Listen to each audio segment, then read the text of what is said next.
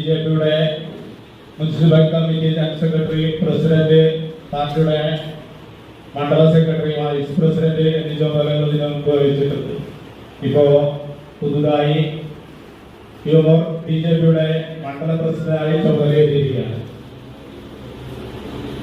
നമുക്കറിയാം, ഇപ്പോ നമ്മുടെ സുരേന്ദ്രന്റെ പ്രവർത്തകന്മാരും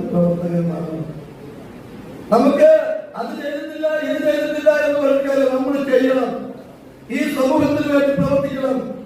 3 തരത്തിലുള്ള പ്രവർത്തനത്തിന് ഞാൻ നിങ്ങളോട് ആഹ്വാനം ചെയ്യുക. ഒന്ന്, ഒരു രാഷ്ട്രീയ പാർട്ടിയുടെ ഒരു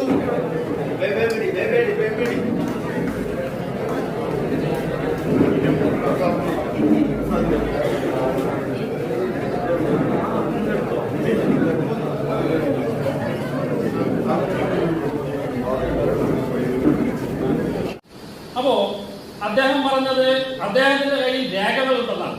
അവിടെ നിക്ഷേപിച്ചിട്ടുള്ള നിക്ഷേപകർക്ക് പണം തിരികെ കൊടുക്കാൻ കഴിയാതെ ഈ 1.5 വർഷമായിട്ടും അവിടുത്തെ അഴിമതി ചൂണ്ടിക്കാണിച്ചുകൊണ്ട് സമരം ചെയ്തിട്ടും സർക്കാർ CPM-ന്റെ സർക്കാരായിരുന്നിട്ട് കൂടി ഇവരുടെ കയ്യിൽ രേഖയുണ്ടെങ്കിൽ അത് തെളിവ് പുറത്തു കൊടുക്കാതെ എന്തിനാണ് ഇവർ സൂക്ഷിച്ചു വെച്ചിരിക്കുന്നത് എന്നാണ് മറ്റൊരു പ്രധാനപ്പെട്ട ചോദ്യം.